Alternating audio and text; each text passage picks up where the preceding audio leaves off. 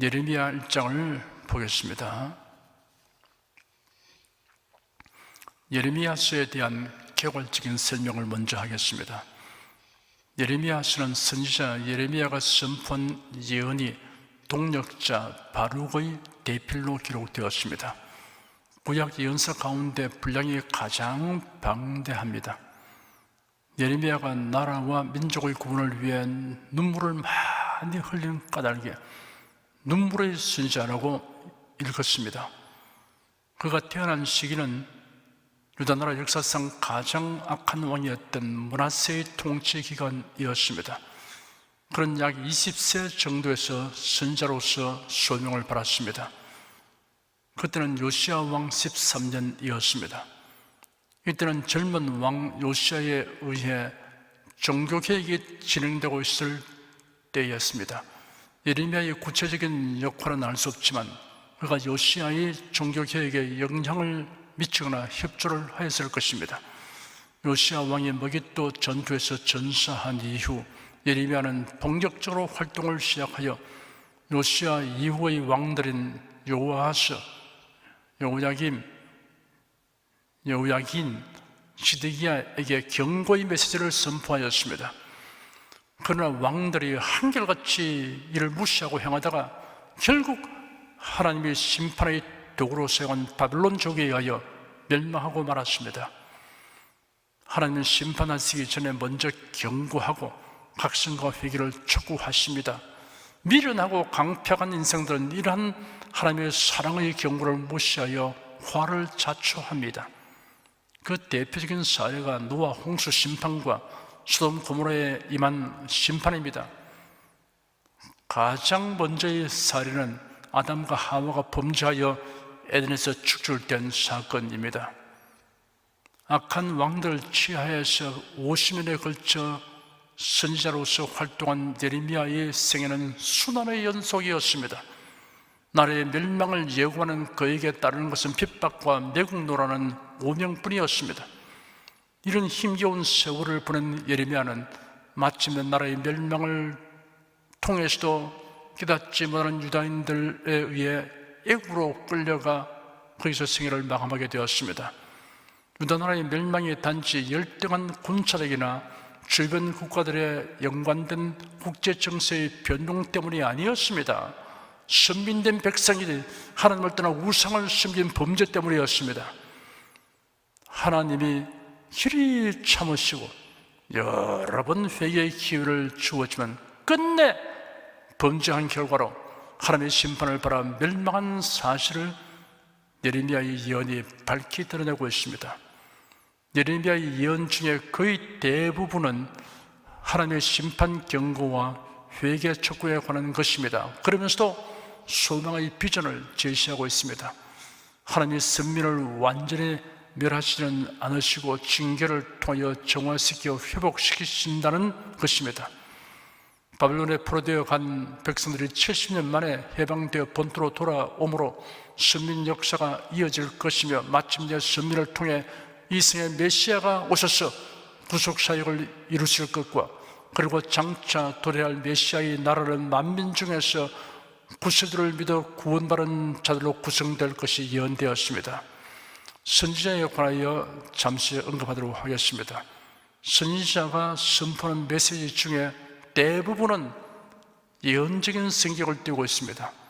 성경의 선지자들은 이방의 예언자들과는 구별됩니다. 이방의 예언자들은 신탁, 즉 신이 주는 메시지를 해석한 자로 행동하였습니다. 그러나 성경에 나오는 선지자는 해석자가 아닙니다. 하나님의 말씀을 받아서 그대로 전하는 자입니다. 신명기 18장 18절에 보면 선지자가 어떻게 하여 예언하는가를 알 수 있습니다. 내가 그들의 형제 중에 너와 같은 선지자 하나를 그들을 위하여 일으키고 내 말을 그 입에 두리니 내가 그에게 명하는 것을 그가 무리에게 다 고하리라 하였습니다. 제사장은 하나님을 향하여 백성을 대신하는 일을 행하고 선지자는 백성을 향하여 하나님의 뜻을 전하는 일을 행하는 사람이었습니다.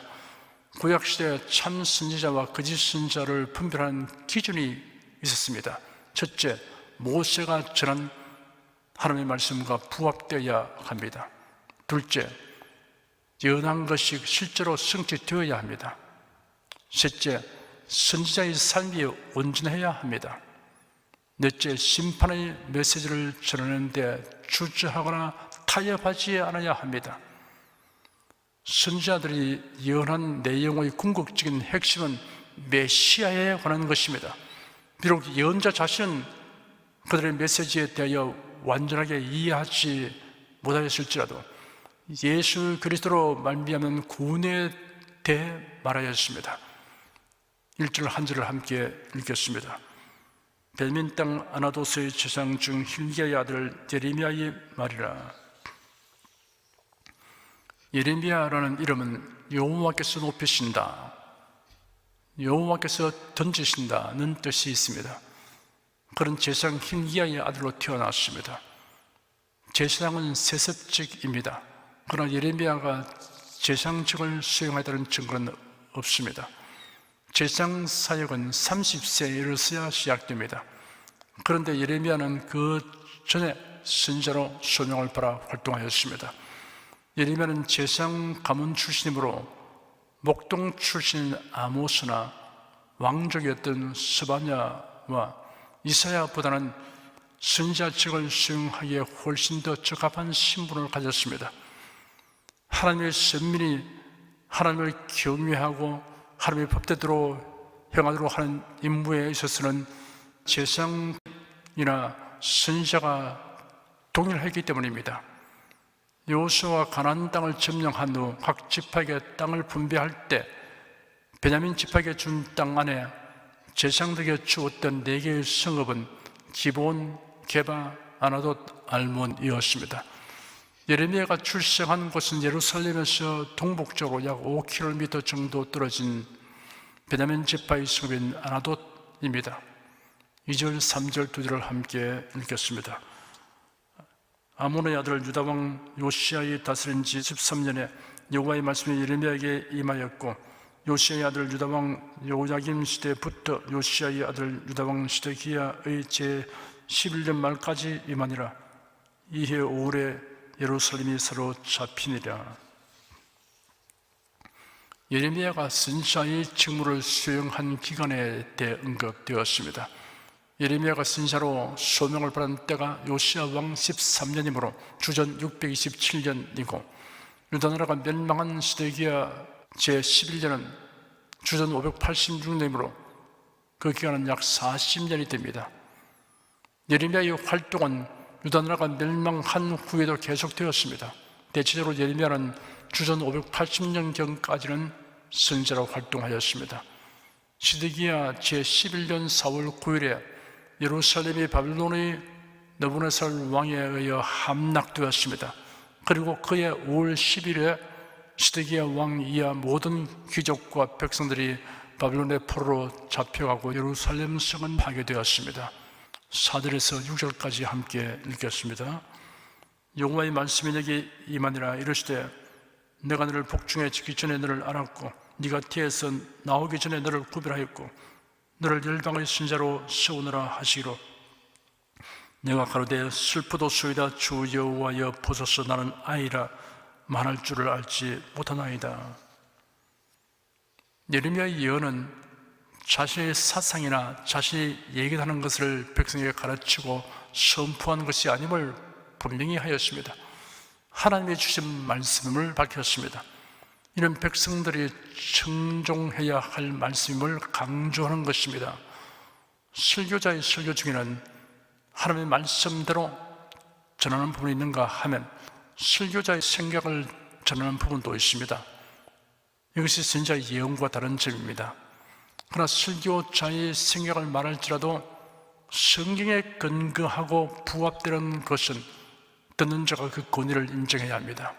반면에 성경에 부합되지 않는 것은 무시하고 배척해야 합니다. 지금은 대중전달 매체가 수없이 많습니다. 신문, 잡지, 서적, 전단, 라디오, 영화, 텔레비전, 인터넷, 휴대폰을 통하여 유익한 정보뿐 아니라 유해한 정보, 사실 정보뿐 아니라 거짓 정보의 홍수 시대입니다. 사탄의 세력은 이를 최대한 악용하여 인본주의, 무신론적 사상, 종교다운주의가 만연하도록 활동하고 있습니다. 복음을 혼잡하게 하고 교회를 세속화하는 일을 하고 있습니다. 이에 대해 성경은 예언적 경고를 하였습니다. 때가 이르리니 사람이 바른 교훈을 받지 아니하며 귀가 가려워서 자기의 사욕을 쫓을 스승을 많이 두고 또 그 귀를 진리에서 돌이켜 헛한 이야기를 쫓으려 하였습니다. 성경대로의 바른 가르침보다 자기 욕심을 따라 귀를 즐겁게 하는 가르침을 선호하는 사람들에게 호감을 주는 사이비 교육자나 선생을 접하는 것이 매우 수월하게 된 이때 적중되는 예언입니다. 예레미야는 자신의 선지자직이 하나님의 영원하신 경륜과 섭리 가운데서 되었다는 하나님의 말씀을 들었습니다. 내가 너를 복중에 지기 전에 너를 알았고 네가 태어서 나오기 전에 너를 구별하였고 너를 열방의 신자로 세우노라 하셨습니다. 이런 말씀을 하실 수 있는 분은 영원하신 하나님뿐입니다. 시간도 하나님의 피조물입니다. 하나님의 영혼 안에는 우리의 과거와 현재와 미래가 다 들어있습니다. 시공의 제한을 받는 인생은 이를 이해하려고 하지 말고 믿음으로 받아들여야 합니다. 예수 그리스도를 믿어 구원받은 자 역시 나기도 전에 구원의 기로 작정된 자라고 성경에 기록되어 있습니다. 로마서 8장 30절에 기록되기를 또 미리 정하신 그들을 또한 부르시고 부르신 그들을 또한 어렵다 하시고 어렵다 하신 그들을 또한 영화롭게 하시니라 하였습니다. 구원받은 자들은 이런 하나님의 경륜과 섭리에 대해 감탄하며 감사할 것밖에 없습니다. 그러나 누가 구원 얻도록 선택된 자인지 아닌지는 알기 어렵습니다. 그러므로 누구에게나 전도해야 합니다. 구티여 내가 전도하지 않아도 하나님이 구원하시러 작정된 자는 믿게 될 것이 아니냐라고 질문한다면 그렇다라고 할 수 있습니다. 다만 전도하는 즐거움과 전도하는 자에게 주는 주님의 상급은 얻지 못합니다. 예레미야가 설명을 받고는 슬프도소이다 주 여호와여 보소서 나는 아이라 말할 줄 알지 못하나이다 라고 말했습니다. 선지자의 막중한 사명을 감당하기에는 자신이 너무나 부족하여 합당치 않음을 아는 것입니다. 거역하는 것이 아니라 사양의 뜻을 말하는 것입니다. 선지자의 활동 중에 가장 비중을 차지하는 것이 말하는 것인데 자신은 어려서 말이 부족하고 서툴러서 부적합하다고 하였습니다. 아이라고 번역된 원어의 낱말은 영아로부터 결혼 적령기의 청년에게까지 폭넓게 적용되는 말입니다. 이때 예레미야는 약 20세 정도였습니다. 7절에서 10절까지 함께 읽겠습니다. 여호와께서 내게 이르시되 너는 아이라 하지 말고 내가 너를 누구에게 보내든지 너는 가며 내가 네게 무엇을 명한지 너는 말할지니라. 너는 그들을 내어 두려워 말라. 내가 너와 함께 하여 너를 구원하리라. 나 여호와의 말이니라 하시고 여호와께서 그 손을 내밀어 내 입에 대시며 내게 이르시되 보라 내가 내 말을 네 입에 두었노라. 보라 내가 오늘날 너를 열방 만국 위에 세우고 너로 뽑으며 파괴하며 파멸하며 넘어뜨리며 건설하며 심게 하였느니라. 하나님은 두려운 심정으로 사냥하는 예레미야에게 너는 아이라 하지 말고 내가 너를 누구에게 보내든지 너는 가며 내가 네게 무엇을 명하든지 너는 말할지니라 하였습니다. 서로 예레미야가 어리고 말이 부족하다 하더라도 하나님이 그것을 모르고 부르실 리가 만무합니다. 그리고 선지자의 역할은 그와 함께 하시는 하나님의 능력을 바라서 행하는 것입니다. 하나님이 시키는 대로 하기만 하면 된다고 하셨습니다. 하나님이 그 손을 내밀어 예레미야의 입에 대시고 보라 내가 내 말을 네 입에 두어놓으라 하셨습니다. 예레미야가 할 말을 하나님이 직접 주신다고 하셨습니다.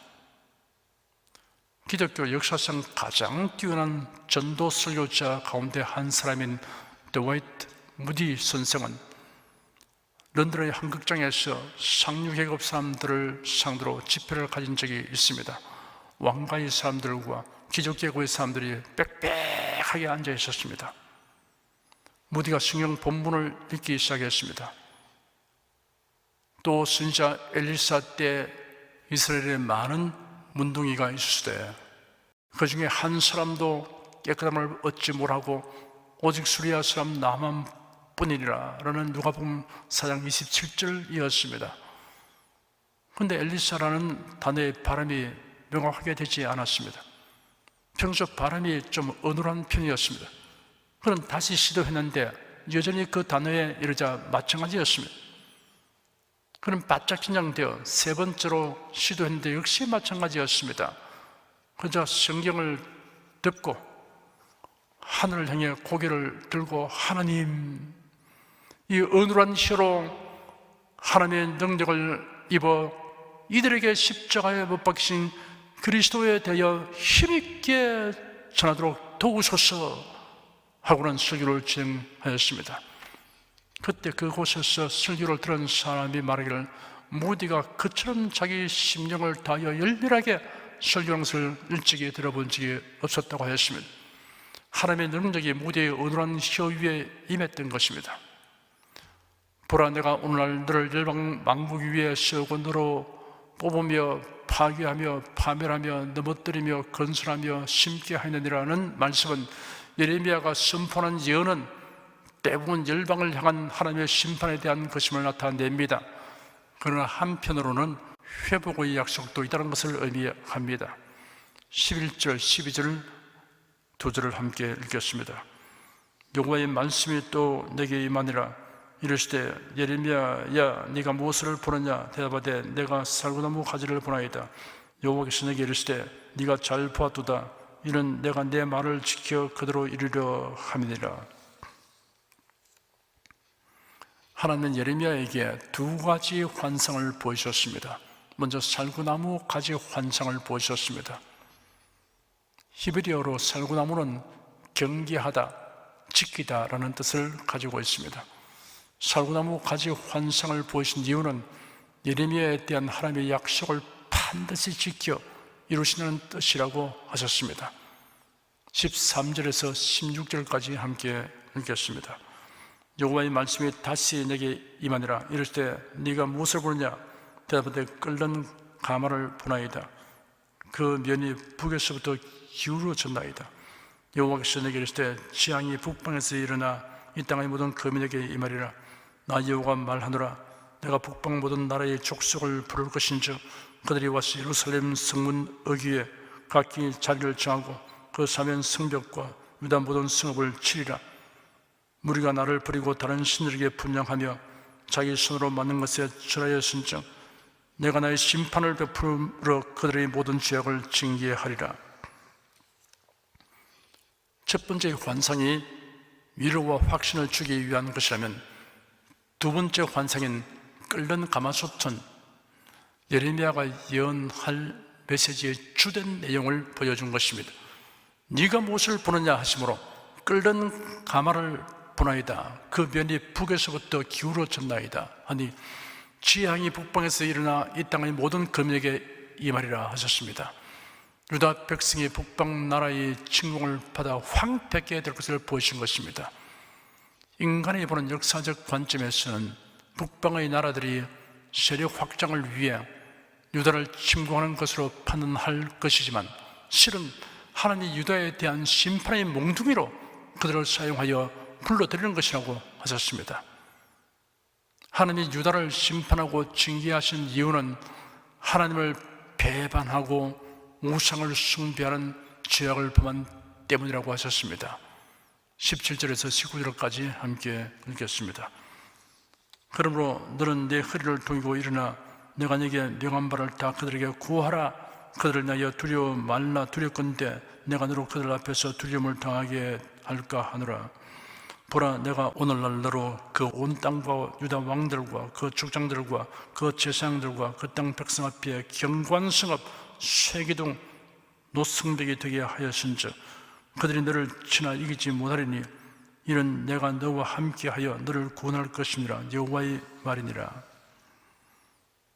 허리를 동이고 일어나라는 것은 신중하고 적극적으로 활동하라는 뜻입니다.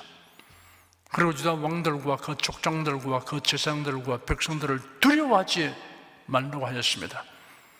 예레미야에 대한 그들의 반발과 박해는 마치 경관성업, 쇠기둥, 노승병을 향한 것처럼 되고 말 것이라고 하셨습니다. 그리고 하나님 예레미야와 함께하여 구원할 것이라고 다짐하셨습니다.